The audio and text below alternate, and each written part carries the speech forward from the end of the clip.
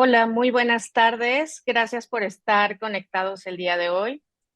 Hoy continuamos con la campaña El 10 de cada mes, Hablemos de Salud Mental, que tiene como finalidad ser un recordatorio mensual sobre la importancia de hablar de manera constante sobre este tema. Esta es una campaña conjunta del Instituto Nacional de Psiquiatría a través de Mentalizarte y en esta ocasión con la Asociación de Médicos Egresados del Instituto Nacional de Psiquiatría Ramón de la Fuente Muñiz. Este año nos estamos sumando a la OCD Awareness Week, en español, la Semana de Concientización sobre el TOC, que es una iniciativa de la Fundación Internacional para el Trastorno Obsesivo Compulsivo que se llevará a cabo del 12 al 18 de este mes. Esta iniciativa tiene como objetivo disipar mitos sobre el trastorno obsesivo compulsivo, romper el estigma, brindar educación sobre el trastorno y sobre cómo apoyar a los afectados. Me presento, yo soy la doctora Nancy García Gómez, soy médico, soy psiquiatra, egresada del Instituto Nacional de Psiquiatría. Ahí realicé el alta especialidad en trastorno obsesivo compulsivo y trastornos del espectro obsesivo en la clínica de TOC del mismo instituto. Soy miembro internacional de la OCD Foundation y en este momento me desempeño en la consulta privada y soy coordinadora de la sección académica de TOC de la Asociación Psiquiátrica Mexicana. Y tengo el gusto de compartir este espacio con el doctor Luis Vargas, que él es médico especialista en psiquiatría, también por el Instituto Nacional de Psiquiatría. Es subespecialista en psiquiatría del adolescente en la misma sede. Tiene una maestría en ciencias médicas por la UNAM, realizada también en el Instituto Nacional de Psiquiatría, y es adscrito en la Clínica de Trastorno Obsesivo Compulsivo y Trastornos del Espectro Obsesivo del Instituto Nacional de Psiquiatría. Además, pues bueno, me tomo la libertad de decir que pues uno de mis grandes amigos, uno de mis grandes mentores, entonces me da mucho gusto compartir aquí con él y gracias por participar con nosotros, Luis. Al contrario, muchísimas gracias, Nancy. Gracias a todo el equipo por el interés, por la intención tan oportuna de este mes de hablar del trastorno obsesivo compulsivo. Bien, voy a empezar con una breve introducción sobre qué es el trastorno obsesivo compulsivo. Bueno, a partir de aquí le vamos a decir TOC para no repetir todo cada que lo hablemos, ¿no? El TOC se caracteriza por la presencia de dos tipos de síntomas. Existen muchos más, pero los que nombran esta condición son las obsesiones y las compulsiones. Las obsesiones voy a tratar de explicarlas de una manera sencilla.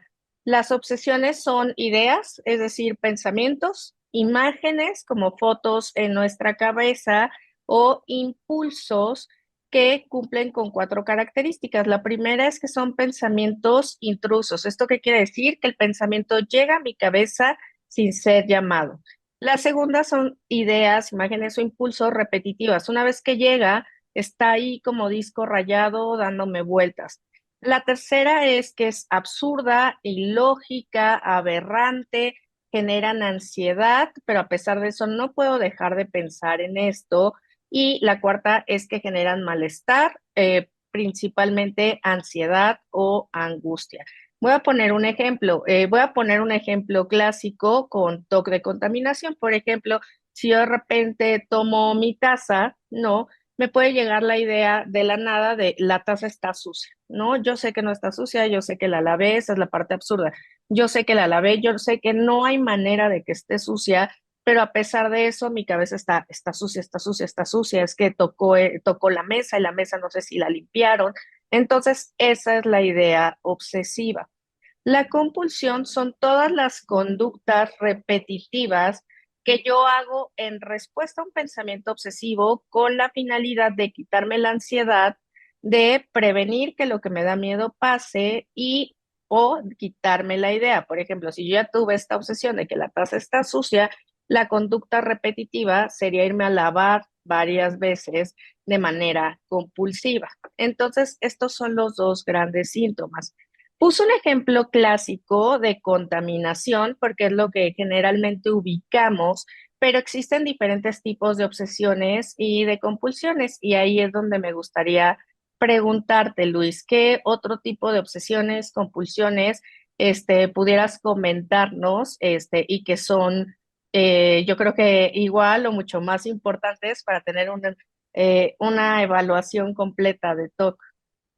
Sí, y qué bueno que podemos hablar al respecto de la gran variedad de los síntomas, partiendo, como comentas, de esta definición y de estos que son más conocidos, como muy bien lo referiste, Nancy, porque precisamente muchas personas en términos de lo que empiezan a experimentar, lo que empiezan a vivir con estos pensamientos repetitivos y muy intrusos e incómodos, obviamente de pronto lo quieren buscar y pueden no aparecer precisamente o no sentirse reflejados o pensarse reflejados en relación a lo que observan porque no tiene necesariamente, como comentabas, de contaminación, ¿no? Entonces hay que saber que el elemento principal ya lo definiste, que son las obsesiones y puede hacer de muchísimos contenidos. Con ejemplos me gustaría mucho compartir sobre todo algunas de las obsesiones más frecuentes, que además en población general muchas veces son las más frecuentes y no necesariamente en el ámbito cuando alguien viene a buscar atención, que frecuentemente tendrá las de contaminación. Se ha reportado en algunos estudios que las obsesiones más frecuentes son, por ejemplo, las de contenido agresivo. ¿Qué implica eso? De pronto salgo de la casa y me viene la idea, ¿y qué tal si no cerré bien la casa? ¿Qué tal si no cerré bien las llaves del gas? ¿Qué tal si no cerré, no desconecté la plancha? Y dirían, ¿por qué agresivo? Ah, porque tiene que ver con la idea de que por mi culpa algo muy malo puede pasar si no lo cerré bien. Por eso hablamos de la exvivencia de ser responsable de algo terrible, alguna catástrofe, por este pensamiento. Pero como bien lo decías, Nancy, se vuelve tan repetitivo que condicionan estas obsesiones de contenido agresivo, ser responsable de algo terrible, de una conducta de estar revisando las puertas varias veces, las cerraduras varias veces, que desconecté la plancha varias veces, y eso es donde, como lo planteabas muy bien, está lo ilógico, porque ya lo revisé una, dos, y está cerrado, estaba desconectado, pero la cabeza sigue generando esa duda, pero si no lo revisé bien, pero que si de verdad, ahorita que lo toqué, lo abrí, ¿no? Y vienen estas incomodidades. Otras obsesiones muy frecuentes también y que a veces no están referidas son las obsesiones que tienen que ver con pensamientos tabú, ¿no? Los pensamientos tabú, con pensamientos prohibidos, que además da mucha más vergüenza y pena hablar al respecto de ellos para comentarlo con cualquier persona, aún nuestros seres queridos,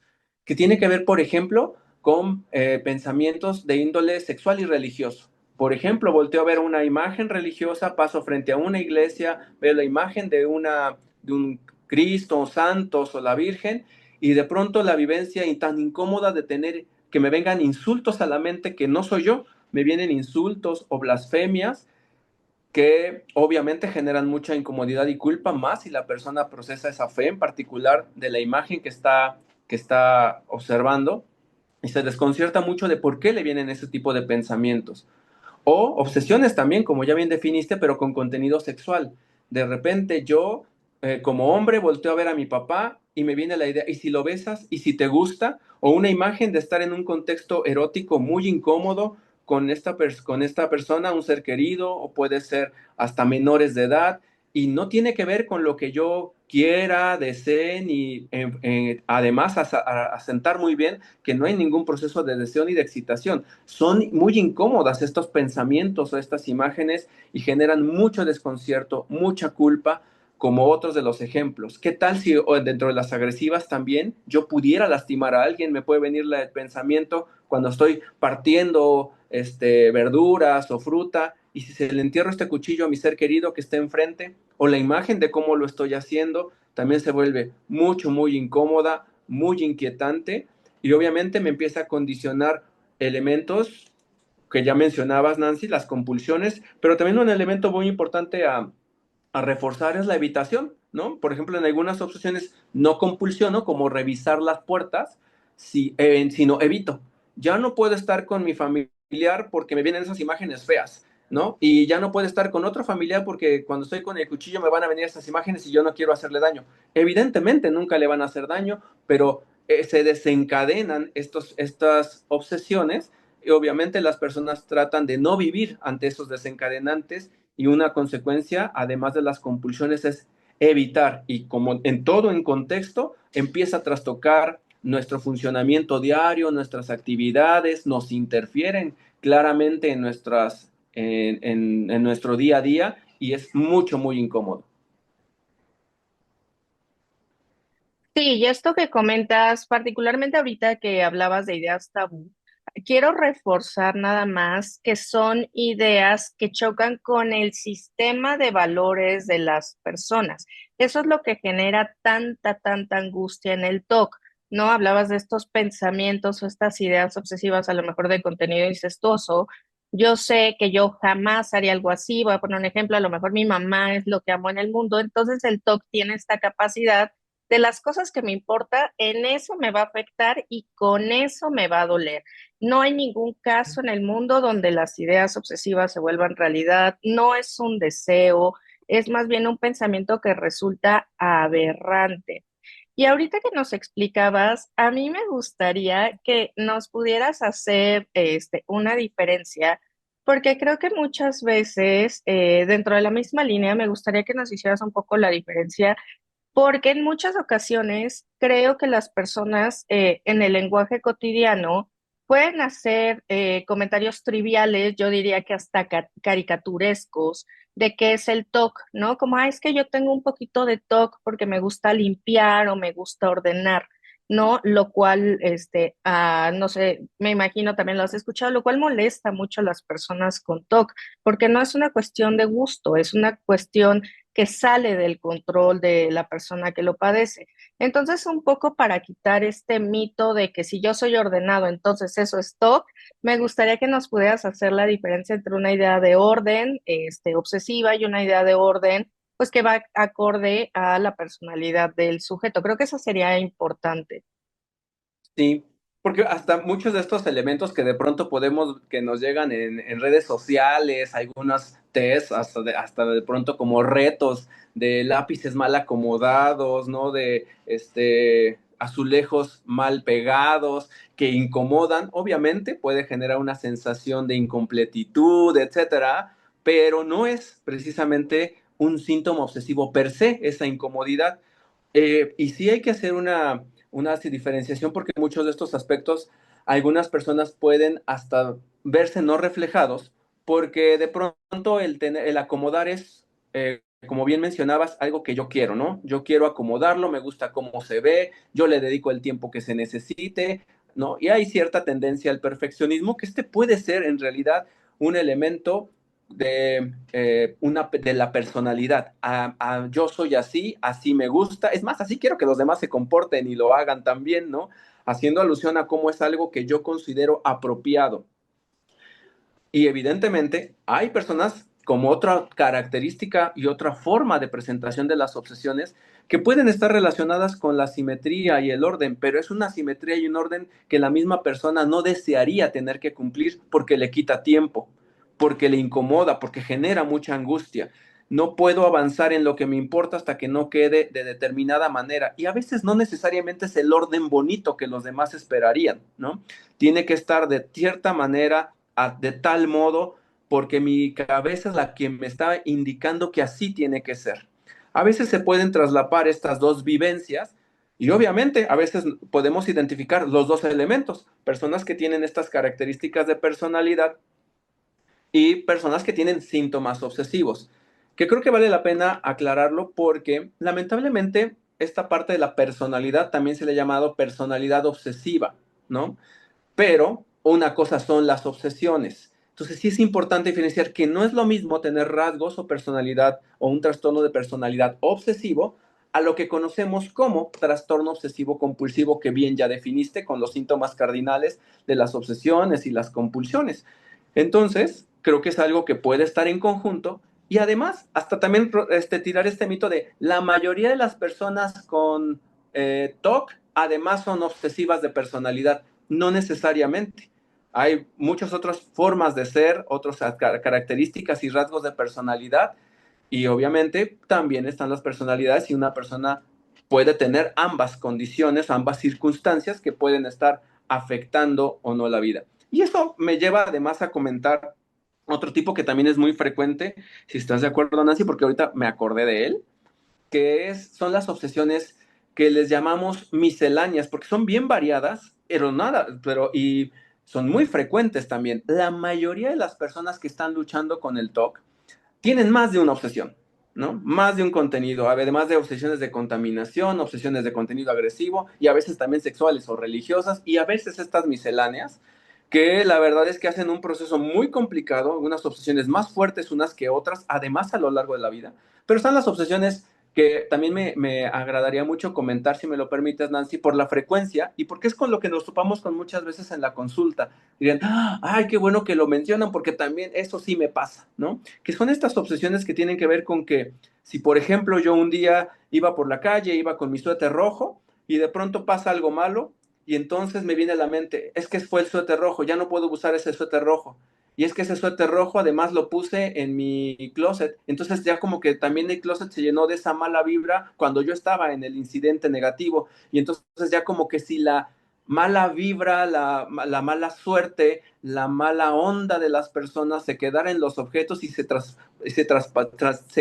transmitiera como si fuera contaminación. Eso también afecta mucho y son también de los síntomas muy frecuentes, además de a veces música muy repetitiva, además a veces con números que no tienen un sentido y que hay cosas que no puedo hacer cuando hay ciertos números, pares o nones, y se empiezan a vivir como números negativos o números positivos que también, como vimos, son obsesiones y condicionan compulsiones.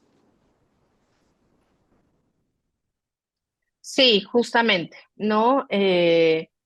Síntomas obsesivos hay, yo digo, como personas hay en el mundo, ¿no? O sea, no sé si te pase, Luis, pero aparentemente hemos escuchado con la experiencia que tenemos todas las obsesiones habidas y por haber, pero siempre nos encontramos con alguna nueva, ¿no?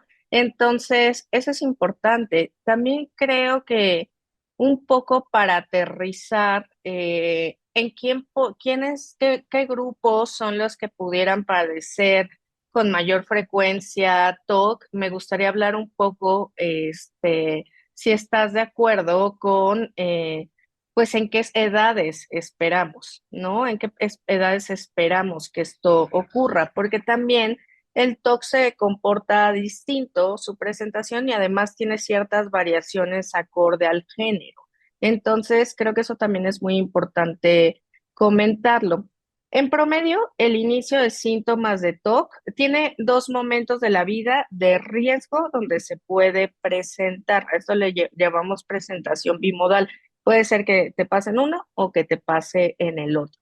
El primer episodio de riesgo ocurre aproximadamente a los 19 años. En este primer episodio realmente no hay diferencia en cuanto a género, pero el segundo episodio, la segunda edad de riesgo es entre los 22 a 35 años. Y en este caso sí es más común que inicien las mujeres. Además, hay un porcentaje importante, aproximadamente el 30% de los casos, que inician antes de los 10 años. A esto le conocemos como TOC de inicio temprano. Y en este TOC de inicio temprano, ese es más frecuente en hombres, ¿no? Entonces ya tenemos esta consideración de edades. Algo importante es que si vemos que el segundo periodo entre los 22 a los 35 años abarca la edad fértil de las mujeres, la edad donde ya está establecido el periodo menstrual. Y a mí siempre me gusta comentar que durante el periodo premenstrual el 50% de las mujeres reportan exacerbación de los síntomas obsesivos en promedio 2 a 6 días antes de que se presente el periodo y puede durar de 3 a 9 días posterior al sangrado, ¿vale? Entonces, eso es importante, ahí podemos notar cierta fluctuación. También embarazo, posparto, menopausia, creo que es importante señalarlo porque en el embarazo 33% de las mujeres empeoran, el 48% de las mujeres empeoran en el posparto, pueden debutar en el posparto, es decir, no tenían TOC y ese fue el factor estresante que hizo que se generara el TOC. Y en la menopausia también por el cambio hormonal, aproximadamente el 47% de las mujeres empeoran. Creo que aquí pues ver los componentes de edad, ver cómo puede fluctuar, creo que también es importante porque pues a veces no conocemos esto y creo que también como persona que padece TOC y como profesionales que atendemos TOC, creo que vale la pena pues que lo consideremos. Y hablando de cómo afecta el grupo de edades que afecta, particularmente hablábamos de edad fértil, pero también edad productiva, edad donde las personas están estudiando, edad donde las personas están trabajando. ¿Qué nos podrías decir tú, Luis, sobre las repercusiones personales, familiares que pudiera tener el TOC? Eso es sumamente relevante en relación a los picos de edad que mencionabas, Nancy, porque evidentemente muchas personas podemos experimentar o hemos experimentado obsesiones en algún momento de la vida, ¿no? Pero no tenemos trastorno obsesivo compulsivo, pero muchas personas que ya cumplen con el diagnóstico de TOC porque ya los síntomas son muy frecuentes, muy intensos, ya están repercutiendo significativamente en sus actividades y si están generando mucho malestar, evidentemente tenían síntomas con mayor frecuencia antes de que se diera el pico de, ahora sí, del debut del trastorno obsesivo compulsivo y pues muchos tenían síntomas desde la infancia o en la adolescencia para ya darse sus picos como mencionabas en estas edades. Pero esto también es importante porque tiene mucho que ver con el tiempo en el que pasa que una persona tenga los síntomas obsesivos y compulsiones, aunque todavía no tenga TOC, pueden ser años, y luego todavía lo vemos. Pueden pasar años cuando la persona ya tiene un franco TOC y aún así, en lo que acude a que le valoren, puede pasar varios años con repercusión en su vida de forma significativa en estos momentos tan importantes como el estudio, tener pareja, etcétera, para después iniciar apenas un tratamiento sobre el que a veces lamentablemente lo vemos mucho cuando somos subespecialistas en el ámbito. Muchos pacientes tenían TOC, habían acudido, no se les había diagnosticado o si se les diagnosticó, no se les dieron los medicamentos o el tratamiento adecuado. Y eso es importante por lo que me planteabas de la repercusión. Imaginemos una enfermedad por el tiempo y no tratada, cómo afecta en estas edades tan importantes. Y evidentemente la repercusión no solamente es, de por sí ya es muy significativo y muy relevante, cómo le limita a la persona a hacer su vida en muchos ámbitos, sino también cómo el TOC trastoca y trastoca a la familia, trastoca a los seres queridos, obviamente porque no saben lo que está pasando, no se lo explican. A veces, pues quien vive con TOC tampoco lo puede explicar, de tal manera que es bien inquietante a quién me acerco, cómo lo digo. Pero cuando se encuentran con alguien que sabe al respecto, hace mucho sentido cuando se va preguntando. Por eso es muy importante la cercanía hacia especialistas que puedan apoyar en aclarar los síntomas y establecer el diagnóstico, evidentemente, cuánto tiempo se lleva con los síntomas y con el TOC ya propiamente dicho para entender muchas de las repercusiones, darles mucha información e iniciar todo el proceso que implicará el tratamiento y el control de los síntomas y recuperación gradual. Sí, esto que mencionas o sea, me parece bastante importante porque el TOC va a afectar prácticamente toda la vida de las personas, ¿no? Es una de las enfermedades que genera mayor discapacidad a nivel mundial. Al respecto, se sabe que genera más discapacidad que la enfermedad de Parkinson y la esclerosis múltiple en conjunto. O sea, esto lo digo, este ejemplo, para que dimensionemos qué tan grave puede ser. Y esto que comentas también es muy importante, ¿no? El retraso en el tratamiento correcto. Existen cifras que son muy alarmantes a nivel mundial, no solo en nuestra población, estas cifras son a nivel mundial, donde sabemos que el 90% de las personas con TOC no reciben un tratamiento adecuado. Y ese es un dato bastante alarmante porque tenemos guías, tenemos guías de tratamiento con un orden muy establecido de cómo llevar un tratamiento adecuado, pero pese a eso, el tratamiento muchas veces no llega, son menos del 10% de las personas con TOC van a tener un tratamiento correcto. Y aquí muchas personas que llegan con nosotros, Luis no me dejará mentir, de que las personas inician con TOC, es decir, debutan con los síntomas, a que reciben un tratamiento correcto, la brecha entre estos es de 17 años. Entonces, ya de por sí la disfunción de los síntomas que comentaba Luis y todo este retraso diagnóstico y de tratamiento adecuado, pues hace que la mayoría de las personas que lleguen con nosotros, acá creo que Luis comparte esta idea, ya vieron a todos los psiquiatras del mundo, ya recibieron todos los fármacos del mundo, y cuando nosotros revisamos muchas veces ni han tenido tratamientos correctos para TOC. Entonces aquí, como una recomendación personal que creo que Luis pudiera compartir, es que siempre busquen especialistas en TOC y yo sugeriría que si no encuentran en su comunidad, que al menos con el profesional que vayan les pregunten cuántas personas con TOC han atendido, que tengamos la oportunidad de buscar a alguien que tenga experiencia en el tema, más en casos complejos, vaya, en cualquier caso, pero si son casos complejos, creo que sí vale la pena que se informen en ese sentido, porque creo que eso puede cambiar mucho el pronóstico que se pudiera tener. Con esto, Luis, y hablando como estas cifras tan desmotivadoras, me gustaría más bien hablar ahora de las cosas que pudieran motivar. ¿Qué nos puedes decir del tratamiento, de sus alcances? ¿Qué pudiéramos tal vez compartir con las personas para que no se vayan con esto de que esta es la realidad que está ocurriendo? Sí, y esa es la parte bonita, que digo, el punto es seguir esforzándonos y por eso la importancia de este tipo de foros, de esta semana de toma de conciencia, porque el toque es tratable y se puede controlar y la calidad de la vida de las personas puede mejorar al 100%, pero trabajando oportunamente, identificando los síntomas oportunamente. Entre más oportuno sea, obviamente limitamos más la repercusión, que esto se vaya asentando y vaya pasando tiempo con los síntomas que cada vez afecten más.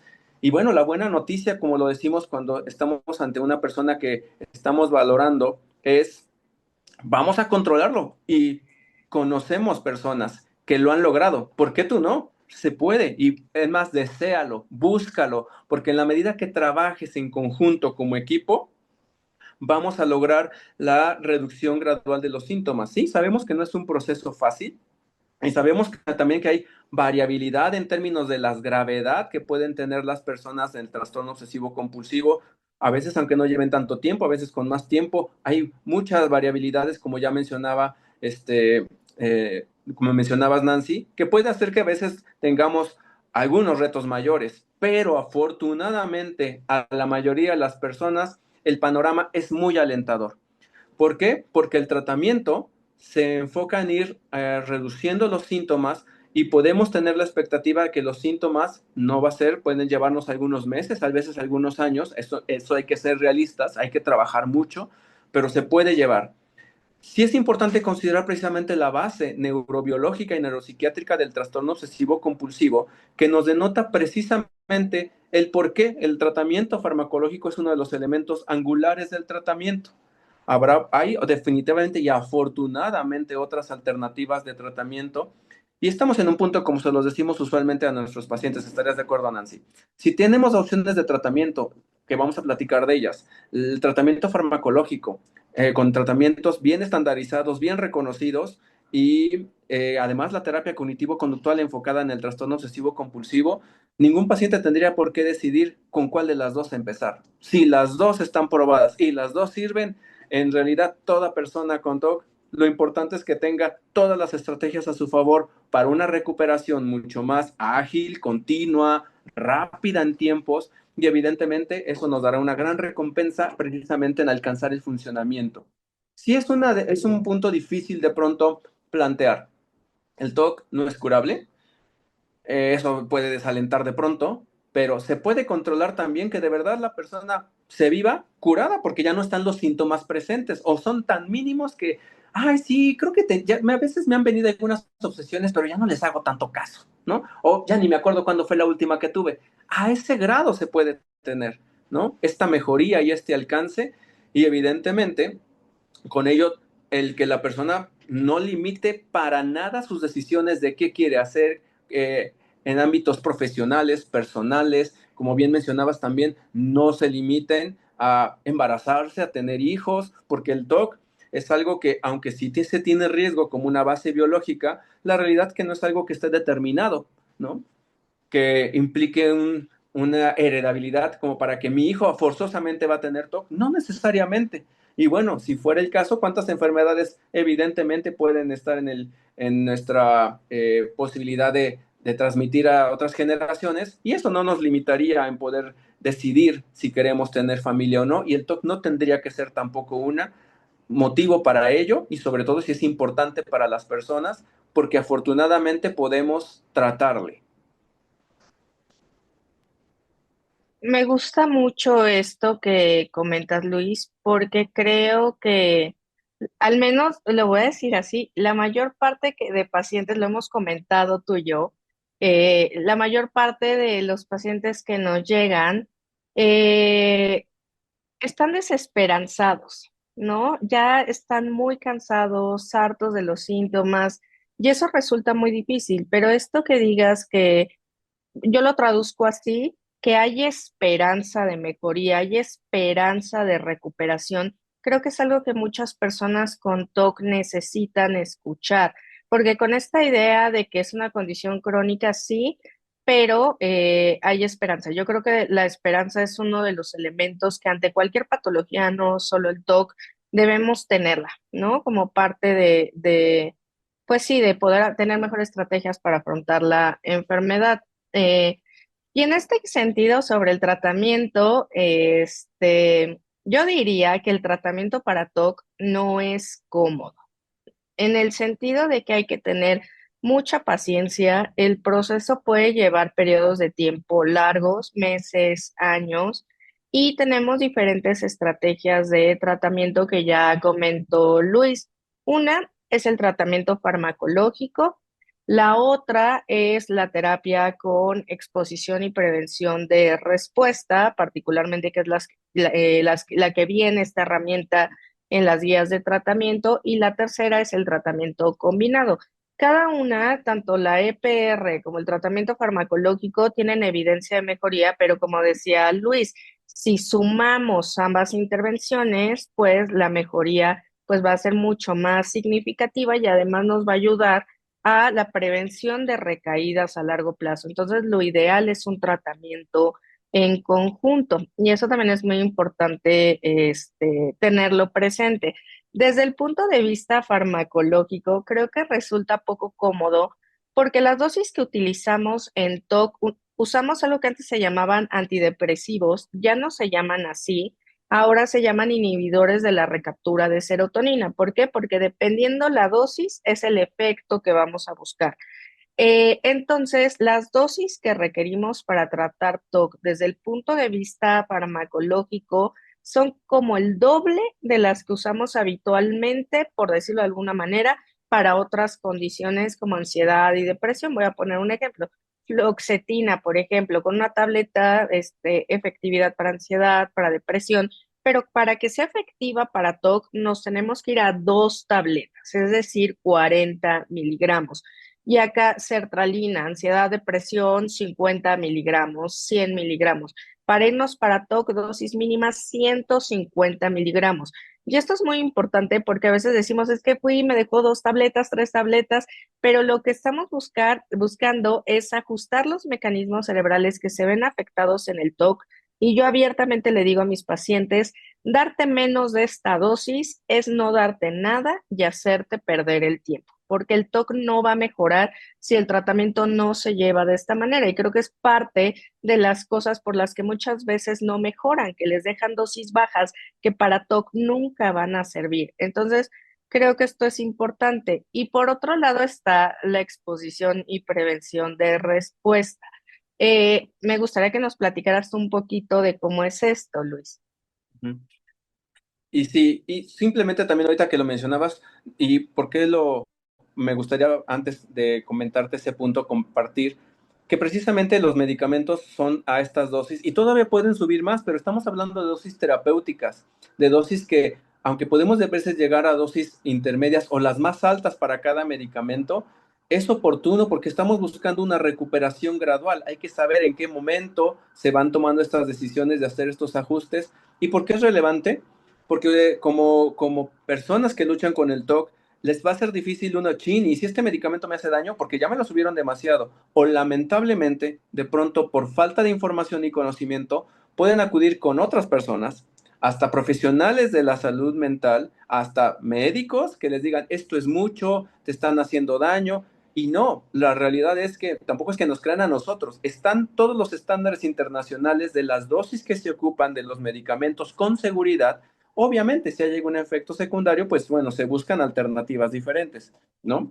Pero sí es muy importante tenerlo en cuenta y eso sí, les damos todo este tipo de información a las personas que apoyamos para que puedan contrarrestar esta información que siempre va a llegar. Es mucho medicamento, te va a hacer daño, te va a provocar consecuencias, ¿no? Pero es importante saberlo, no, son las dosis porque no buscamos mejoría, buscamos recuperación y ojalá el control de lo más que se pueda. Por eso nos atrevemos a ir escalando dosis buscando este objetivo.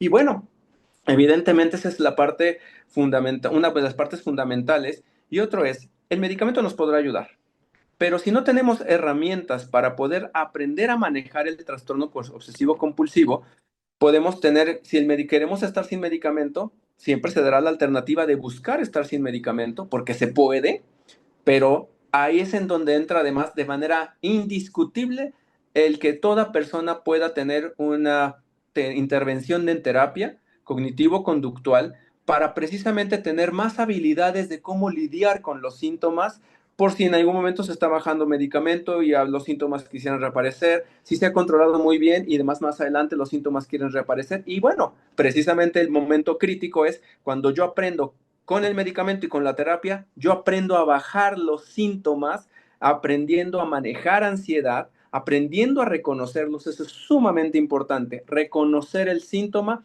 para trabajar en términos de cómo reinterpreto esta vivencia de las obsesiones y las consecuencias que me generan de miedo. Y evidentemente aprendo a luchar enfrentándome a los desencadenantes de los síntomas. Eso es lo que implica la terapia de exposición y prevención de respuesta.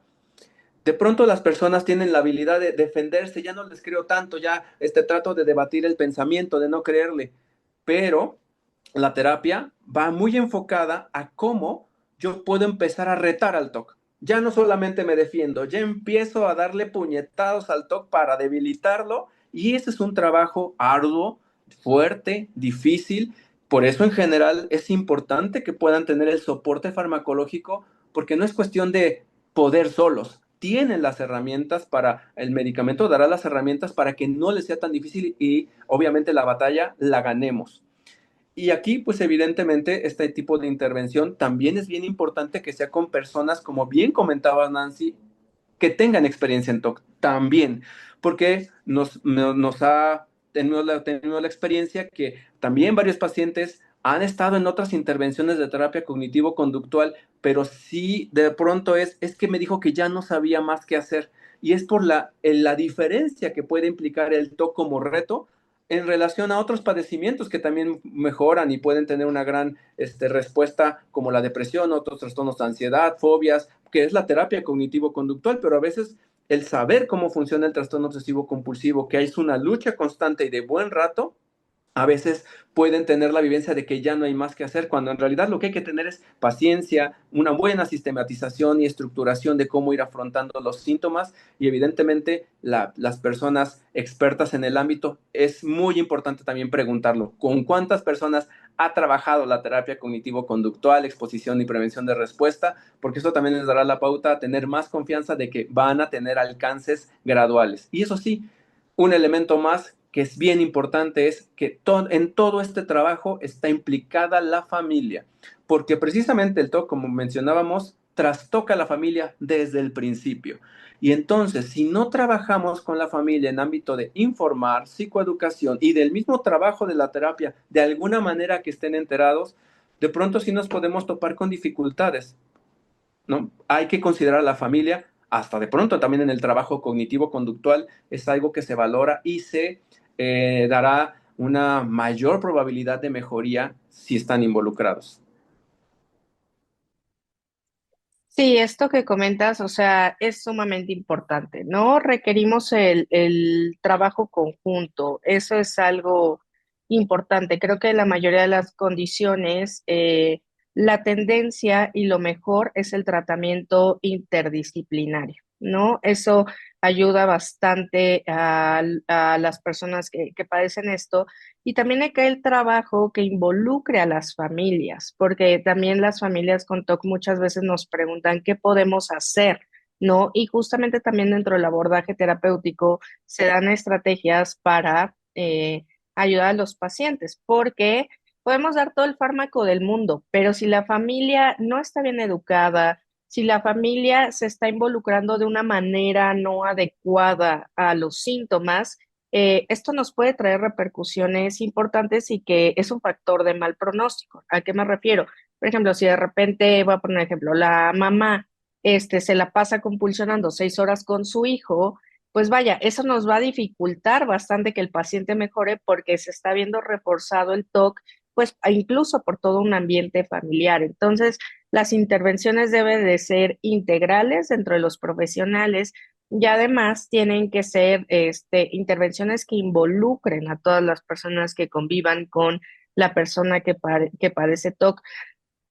Yo quiero decir algo a nivel muy personal, esto que dices de la recuperación, yo decidí hacer TOC gracias al doctor Vargas, porque recuerdo mucho el caso de una paciente con una gravedad extrema. La verdad es que yo, como apenas estaba estudiando psiquiatría, yo pensé que no había manera de recuperación de eso y cuando vi a la paciente tiempo después, ni siquiera la reconocí y la vi súper bien, que fue a decirle al doctor Vargas, no puedo creer el trabajo que se puede hacer con las personas con TOC y creo que genera mucha satisfacción cuando uno es un profesional capacitado. Creo que es algo pues muy gratificante ver cómo las personas pueden recuperar su vida de algo que parecía intratable. Entonces, repito, la esperanza es muy importante. Hay opciones de mejoría. Entonces, bueno, creo que dimos un contexto general y creo que toca pasar a las preguntas del auditorio, a reserva de que tú quieras comentar algo más, Luis. Totalmente de acuerdo, Nancy. Pasamos. Vale.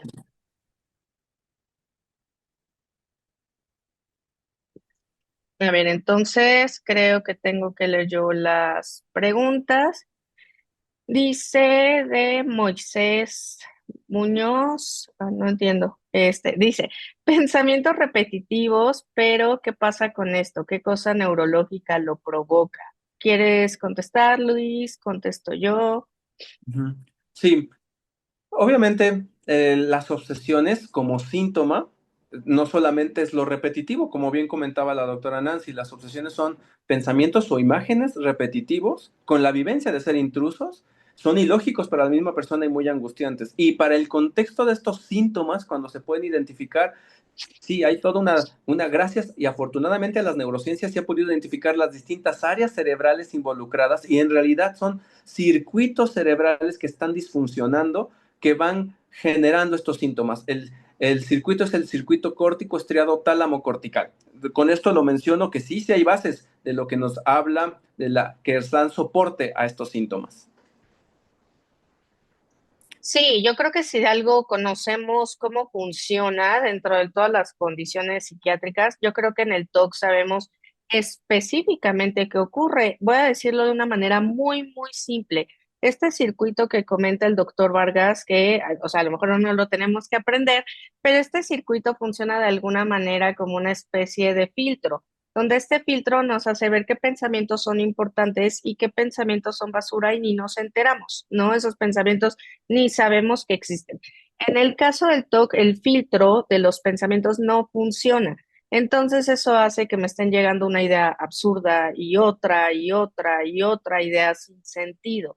El objetivo del tratamiento, tanto la EPR como el tratamiento farmacológico, tiene regular este circuito y ambos tienen evidencia de lograr esto. Entonces, Por eso, y vaya, si estamos viendo el circuito afectado y que ambos tienen esa capacidad, pues el tratamiento en conjunto, repetimos, pues es algo que va a mejorar muchísimo el pronóstico y nos va a ayudar a regular estas alteraciones. Por eso decíamos que el fármaco se requiere dejar a dosis altas, altas que son dosis terapéuticas para TOC, ¿vale?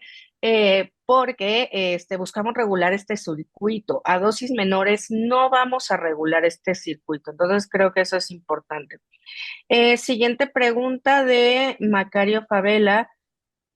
Sufren mucho con sus ideas intrusivas, pero esos rituales de diferente índole con el fin de mitigar, por eso los rituales de diferente índole con el fin de mitigar su patológica ansiedad, sí, ¿no?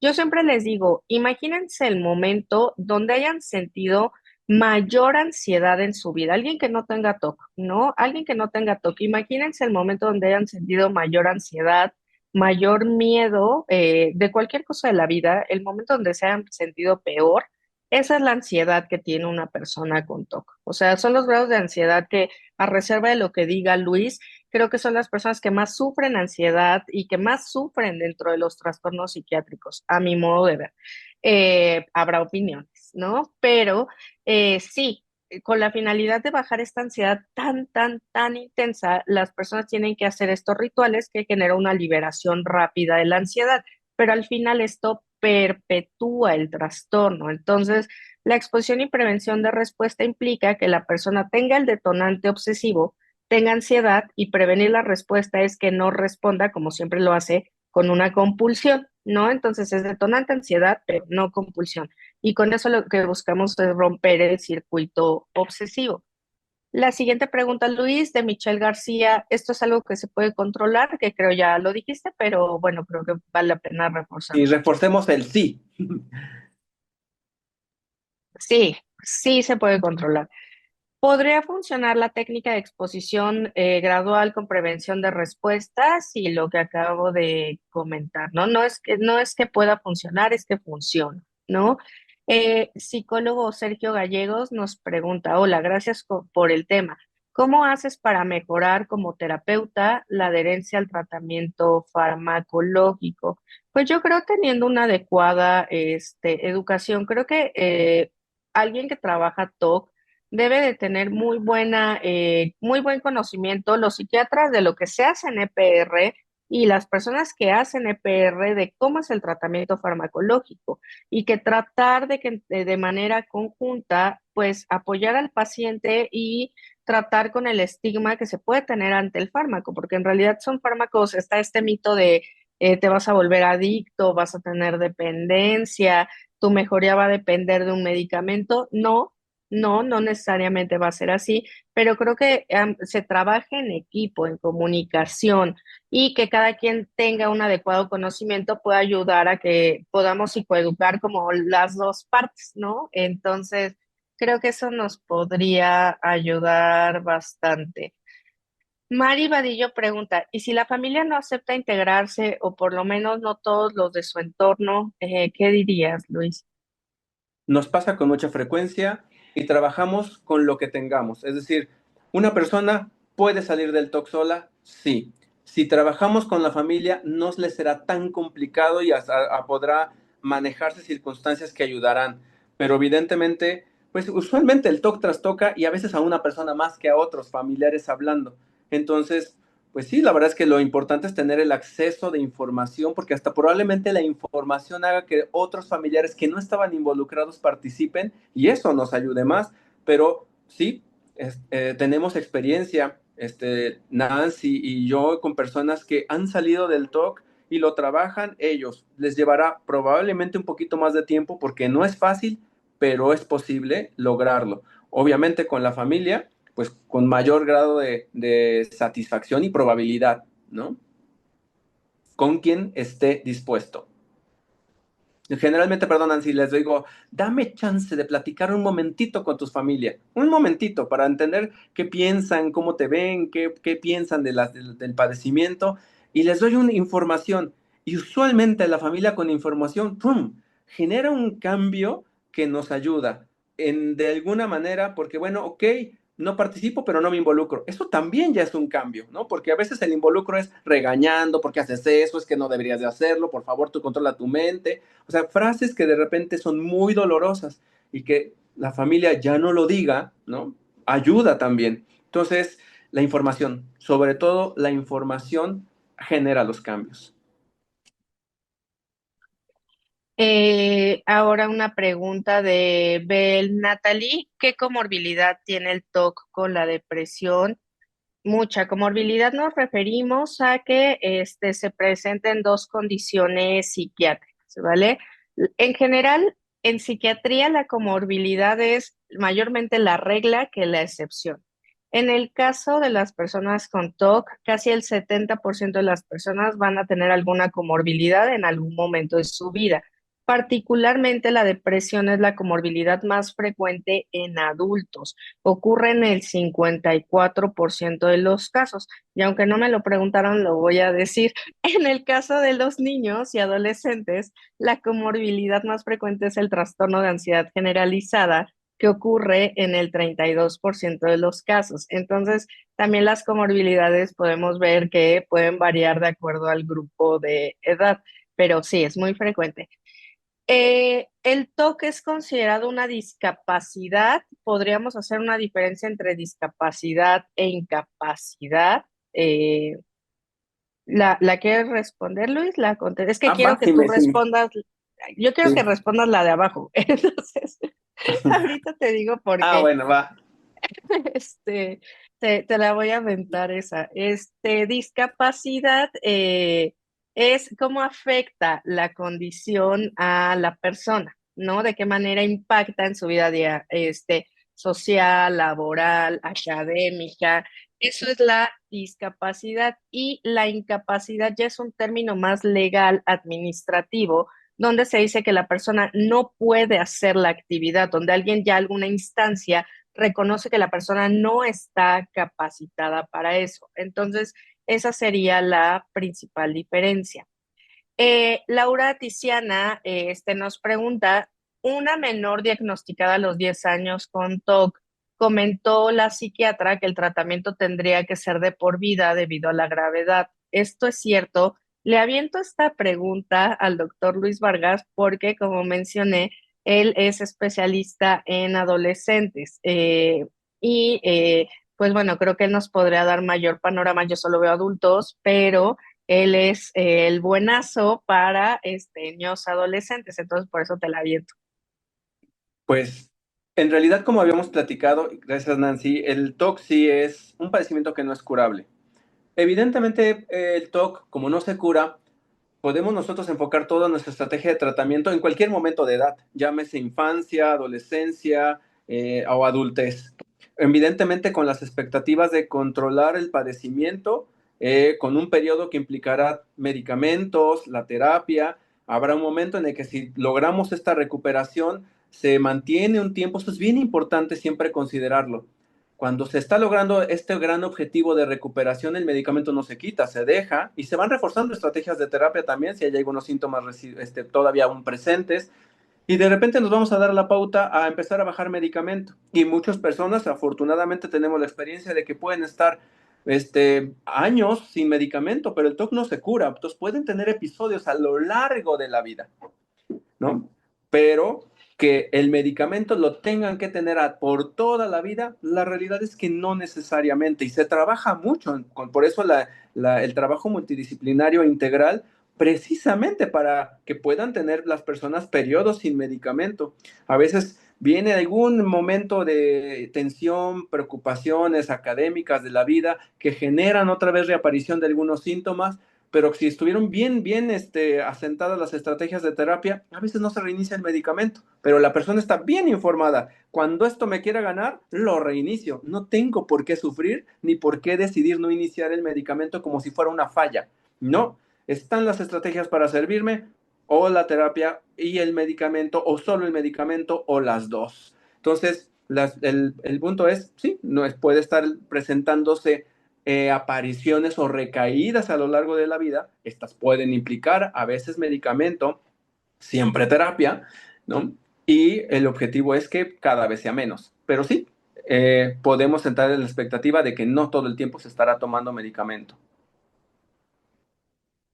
Sí, y esto que comentas es importante porque el tratamiento, de acuerdo a las guías de tratamiento, se tiene que mantener de 1 a 2 años a partir de que la persona responde y a partir de ahí tenemos que ver qué hacemos. Sí, podemos empezar a bajar dosis, sí, podemos incluso quitar fármaco. Si hay casos donde a lo mejor requerimos dosis más bajitas de las que usamos para que respondiera, sí puede existir esta posibilidad de que la persona pueda quedar libre de fármaco, como lo dice Luis, no en todos los casos, habrá que ver los factores de buen, de mal pronóstico, pero sí se puede llegar a esta circunstancia.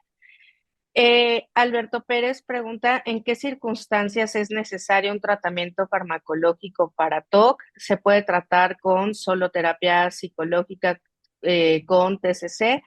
Eh, eh, Hay diferentes circunstancias. Creo que uno, la gravedad. Si a lo mejor es un TOC leve, que no está generando tanta disfunción, pues podemos intentar hacerlo con tratamiento, con EPR, ¿no? Yo creo que particularmente en estos casos, tal vez algún TOC moderado, pero habrá que ver el caso en particular y algunos otros factores que nos puedan indicar que va a responder. Pero a partir de TOC moderado, grave o extremo, es tratamiento farmacológico. O sea, ahí eso es lo mejor. También en casos donde las personas con TOC no tengan conciencia de enfermedad, no va a poder trabajar en un abordaje terapéutico si no tiene conciencia de enfermedad.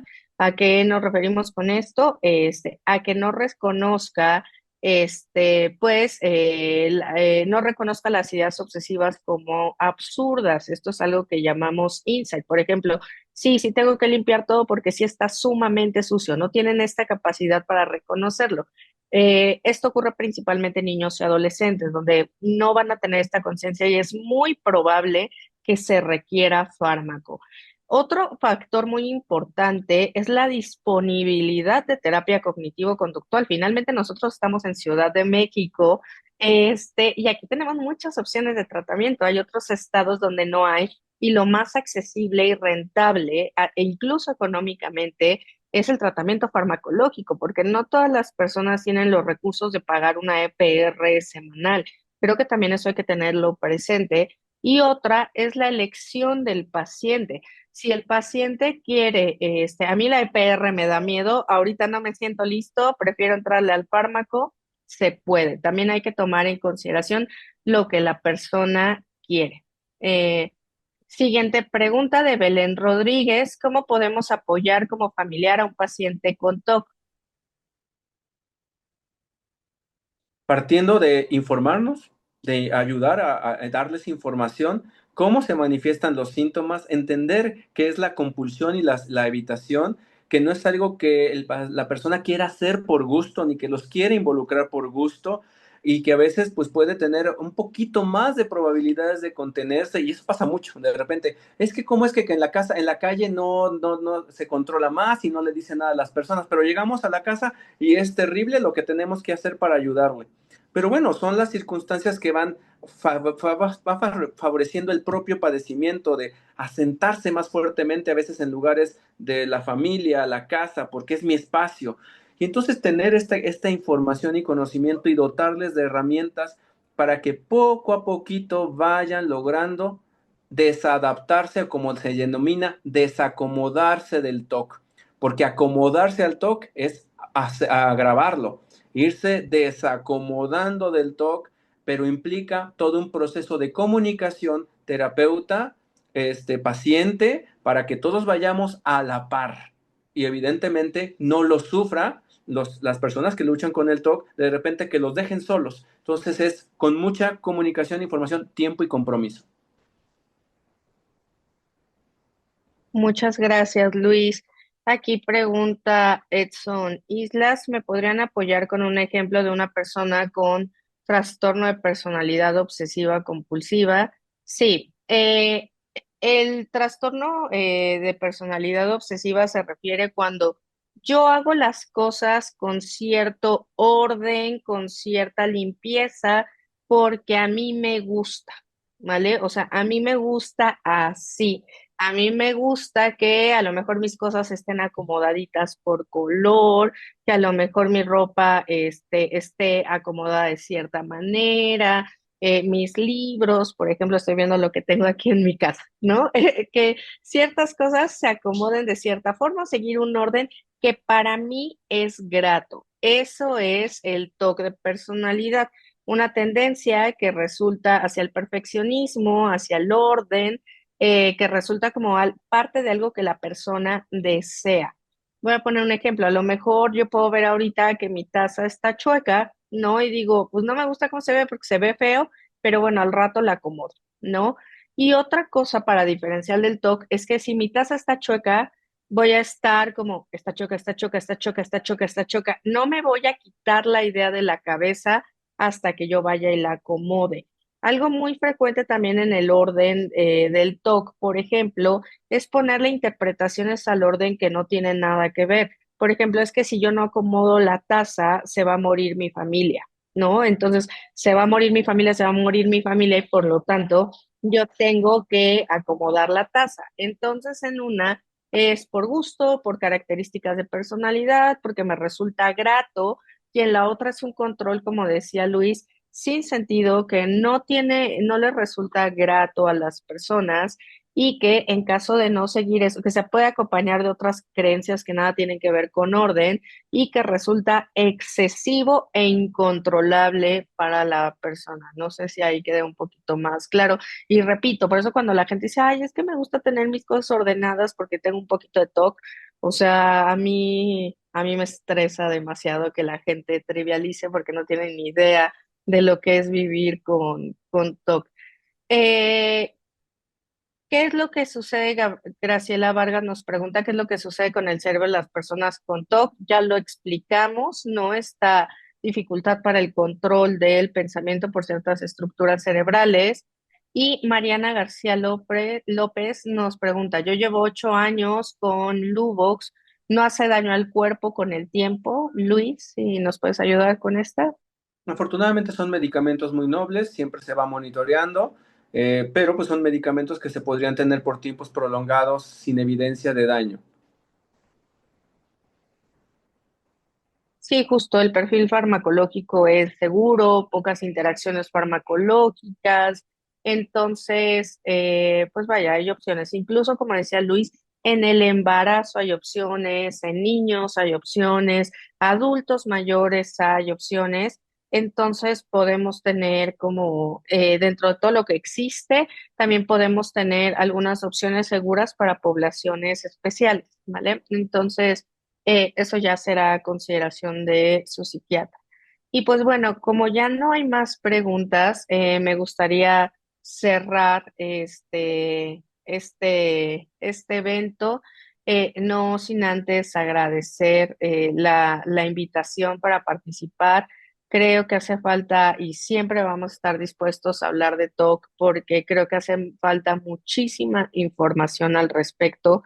Pese a ser una patología grave, al menos 3% de las personas a nivel mundial tienen TOC. Si lo ponemos en perspectiva, todos ubicamos perfecto la esquizofrenia y esa afecta al 1%, o sea, el TOC es 3 veces más frecuente. Entonces, necesitamos tener mayor información al respecto.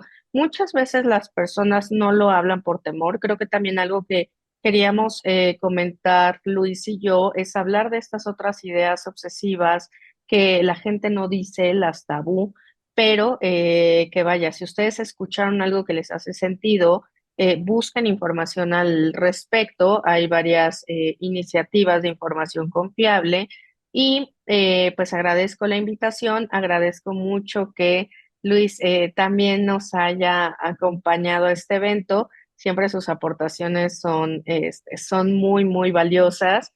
Entonces, pues me despido, Luis, no sé si quieras decir algo de cierre. Nada más agradecerte por tu excelente coordinación, Nancy, agradecer a todo el equipo y pasen la voz, el toque es tratable, lo podemos controlar, le podemos ganar, pasen la voz. Muchas gracias, Luis. Bueno, pues cerramos la sesión y esperemos que nos veamos por acá o en otro espacio otra vez para seguir hablando de esto que nos resulta muy importante. Hasta luego. Gracias. Bye.